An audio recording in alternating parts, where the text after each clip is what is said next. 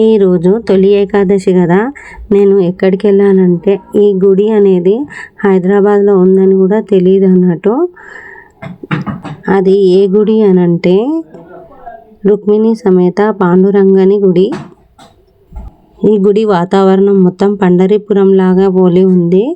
ఎంతమంది జనాలు, అసలు వాళ్ళంతా మహారాష్ట్ర పీపుల్ లాగా ఉన్నారు మొత్తము.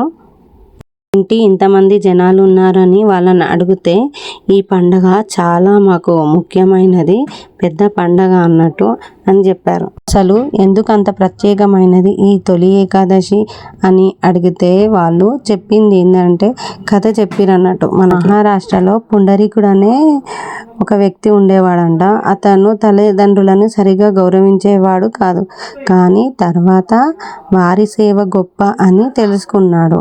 అప్పటి నుంచి తల్లిదండ్రులకు ఎంతో భక్తితో సేవ చేశాడు. పుండలీకుని భక్తిని చూసి మహావిష్ణువు స్వయంగా అతనిని దర్శించడానికి వచ్చిండు.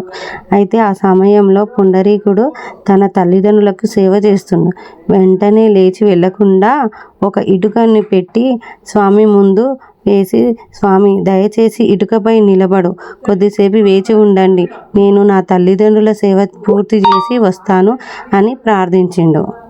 మహావిష్ణువు ఇటుకపై చేతులు కట్టుకొని నిలబడి చూస్తూ ఉన్నాడు. ఇంకా ఎప్పుడు వస్తాడు ఈ పుండరీకుడు అని చూస్తూ ఉన్నాడు. పుండరీకుడు తల్లిదండ్రుల సేవ ముగించుకొని తర్వాత స్వామిని దర్శించుకున్నాడు. పుండరీకుడు పాండురంగన్ని ఒక కోరిక కోరిండు.